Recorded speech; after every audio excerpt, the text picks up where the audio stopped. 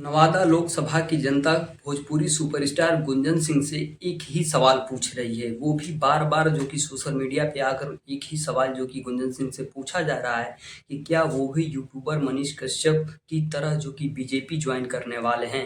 चलिए पूरा प्रपंच क्या है आपको इस वीडियो में बताने का प्रयत्न करते हैं। उससे पहले नमस्कार, मेरा नाम है मनीष और आप देख रहे हैं मंचल एक्सप्रेस। चैनल पे पहली बार आए हैं तो चैनल को सब्सक्राइब कर दें और वीडियो को लाइक कर दें।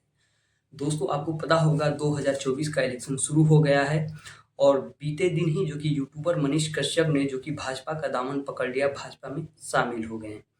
दोस्तों, आपको भी पता होगा कि यूट्यूबर मनीष कश्यप जो कि बिहार के पश्चिमी चंपारण से निर्दलीय प्रत्याशी के रूप में चुनाव लड़े थे। हालांकि मनीष कश्यप का पहले से ही मन था कि बीजेपी उन्हें टिकट दे और बीजेपी के टिकट पे वो चुनाव लड़े, लेकिन होता ऐसा नहीं है। पश्चिमी चंपारण से जो कि मनीष कश्यप को भाजपा टिकट नहीं देती है, उसके पश्चात जो कि मनीष कश्यप निर्दलीय प्रत्याशी के रूप में पश्चिमी चंपारण से ताल ठोक देते हैं और निर्दलीय ही जो कि चुनाव लड़ जाते हैं। उसके बाद देखा जाता है कि मनीष कश्यप के साथ भारी संख्या में भीड़ जुड़ती है।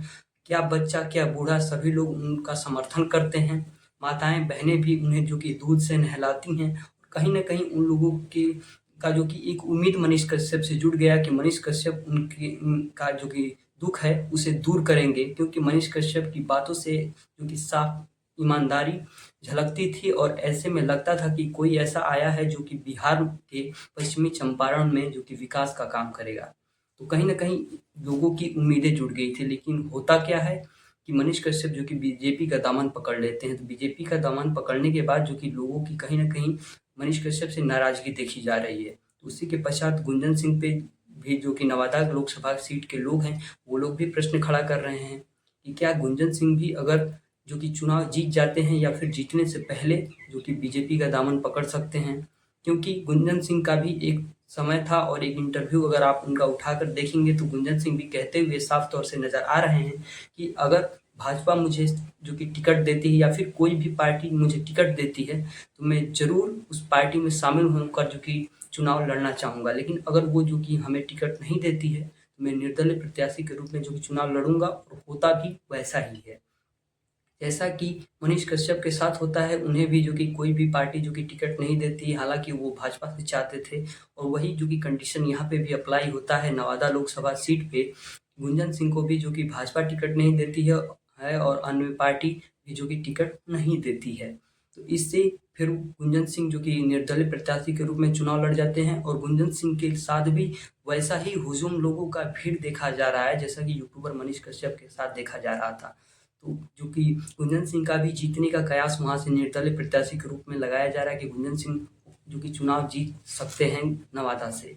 तो ऐसे में जब यूट्यूबर मनीष कश्यप का देखा जा रहा है कि वो जो कि भाजपा में शामिल हो गए हैं और जो कि पश्चिमी चंपारण से चुनाव ही नहीं लड़ेंगे, तो यही बात जो कि नवादा लोकसभा सीट के जो भी लोग हैं, जनता हैं, वो गुंजन सिंह से पूछ रहे हैं कि कहीं ऐसा तो आप भी नहीं करेंगे, क्योंकि आपसे हमारी उम्मीदें जुड़ी हुई हैं और आप भी अगर भाजपा का दामन पकड़ लेते हैं तो कहीं न कहीं अगर हम भाजपा से खफ़ा हैं तो उसके बाद हमारे पास क्या ऑप्शन बचेगा, हम किसके पास जाएँगे?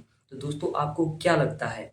भोजपुरी सुपरस्टार गुंजन सिंह को नवादा की जनता का सेवा जो कि निर्दलीय प्रत्याशी के रूप में रहकर ही करना चाहिए या फिर जो कि भाजपा का दामन पकड़ के करना चाहिए? आप अपनी राय कमेंट बॉक्स में ज़रूर बताइएगा और साथ ही साथ ये भी बताइएगा कि यूट्यूबर मनीष कश्यप ने जो कि भाजपा में शामिल होकर सही किया या गलत किया। 2024 से जुड़ी हुई इलेक्शन से सारी खबरें जानने के लिए मंचल एक्सप्रेस को सब्सक्राइब कर लें। धन्यवाद।